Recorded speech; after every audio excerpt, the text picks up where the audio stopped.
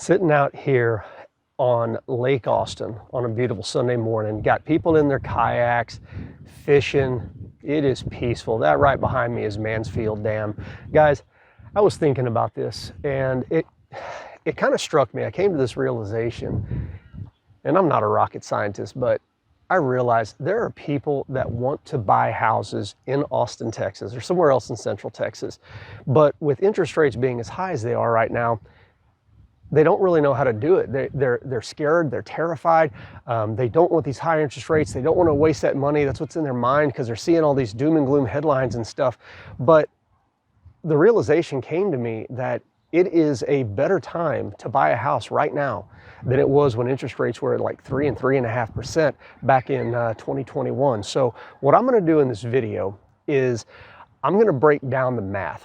I'm going to show you exactly what it cost one of a buyer that was on a listing of mine. I didn't have the buyer, I had the listing, but I'm going to show you exactly what their costs were when they bought that house.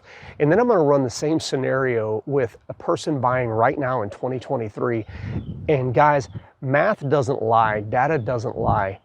It is a better time to buy a house right now than it was 2 years ago when interest rates were half or less than half of what they are. All right, let's go take a look at the rest of this video. I'm gonna grab my fishing rod and do what I love doing. That's getting in the water. All right, guys, so let's dive into this. I'm gonna switch over to a blank page. Should be able to see this. So what I'm talking about here is the difference between what I saw personally in 2021 and what's going on right now in 2023. So there's a few things that we're going to talk about here. We're going to talk about the list price. We're going to talk about sold price, or the contract price, I should say. We're going to talk about the appraisal. We're going to cover a gap. I'll explain that here in a little bit. We're going to talk about down payment.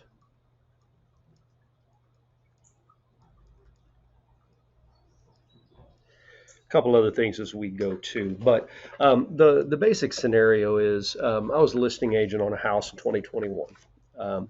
This is the time when the market had gone absolutely nuts all over Central Texas. People were they couldn't find houses. Everybody was freaking out. I kept hearing over and over, if you don't have cash, you're not going to win the house, which wasn't completely true, but cash helped. If you don't put 20% down, you're not going to get, the house because, multiple offers.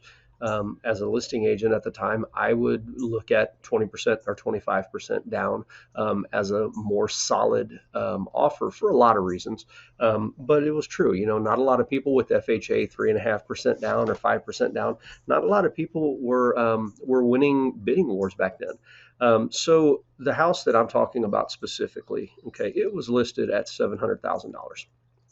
Okay, we had, I forget what it was 14 or 15 offers on it. And like a lot of them at that point, it went over asking. This one was exactly 8% over asking. So the contract price on it was $756,000. Okay. When you do this and when you offer over and there is a loan that you're having to get, at that point in time, the buyers were having to guarantee any potential appraisal gap. So any gap that was between where the appraisal came in and the contract price, the buyers would have to cover in order to close the deal, in order to get the deal. So that's what the buyers were doing. They were guaranteeing to cover any appraisal gap. So in this case, that appraisal came in at $738,000. Okay, so that gap right there is 18 grand. Okay, down payment at that time, again, 20%, or else you really weren't sniffing it. So the down payment at that point was $151,000, or 20% of that contract price. So what we're seeing here is a total, didn't mean to line through that, but we're seeing here a total cash to close of $169,000 here, Okay, 18 and 151, $169,000. And then roughly, I didn't have the buyer, so I didn't know what all the closing cost was, but we can say that we'll call it just over 2%, roughly an additional 15K in closing costs. So total here, that buyer in 2021 was having out-of-pocket costs of $184,000 to buy a $700,000 home. This is in Dripping Springs. This is a real life example of what was happening in 2021. Now, I will put an asterisk up here, and I'll say at that point this buyer was probably a 3.5% interest rate. Okay, fast forward to 2023. Interest rates right now are roughly, as of this day, this is June 6th, my mom's birthday. Happy birthday, Mom. June 6th, 2023. Google has said that the average interest rate for about a 750 borrower at 700 or for a $700,000 home is 7.2%. Okay, so that's over double what it was back then. Okay, but let's fill the rest of this out. We'll say the same list price, $700,000. Okay, right now, average around the area, we're seeing the sold or the contract prices 4, 5, 6% under list price. So we'll say that it's 5%, so $35,000 off. So our contract price here is going to be $665,000 with that same $700,000 starting point. Appraisals are not being covered at this point. There is no gap coverage now. So we'll say for argument's sake that the appraisal is going to come in at 665. I've had appraisals coming in over contract price lately. Had a couple of them come in just below, but most of them are at contract price right now. Okay, so not having a gap to cover. Down payment at this point, let me grab my trusty calculator. So our down payment now, we can get, at this price point, you can get an FHA loan. You can get a 5% down conventional loan. There's some different ramifications for your interest rate there, but let's just say that you're going to do an FHA loan here. So 3.5% of $665,000 is $23,027.50. Okay.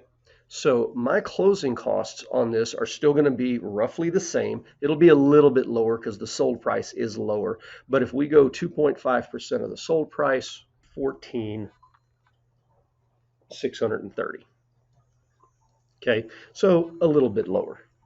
All right. So my cash to close at that point is going to be $37,905. Guys, the delta between $37,905 and $184,000 is $146,095. Call it $146,000. I'm gonna put that up here. $146,000, and that is our delta. That's the difference between 21 and 23. Now, another thing that I didn't even mention right now is it's pretty common at this point to see a $10,000 or $15,000 coverage for the closing cost that the seller is paying. So you might, as a buyer, even be able to get your entire closing cost paid for. So the only thing that you're walking to the transaction with would be your down payment. In this case, roughly $24,000, $24,000. So that would change that delta. If you could get your closing costs paid for, it's another $15,000. $161,000 delta. Obviously, I'm doing some quick mental math here just so I don't take up all of your time.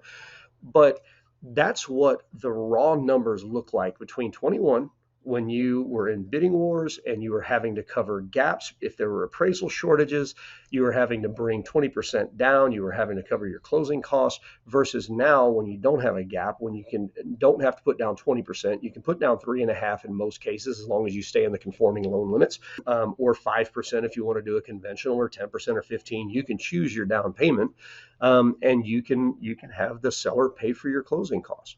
So this is what I'm talking about, the difference in cash. Now, The difference in interest rate, 3.5%, 7.2%. Okay, we're 3.7% difference there.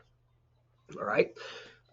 Let's talk about ways that you can cover that up. First of all, in a year or 2 years, can you refi this? Absolutely. You can get this rate back down. So, it's not going to take much of this additional money to pay for it.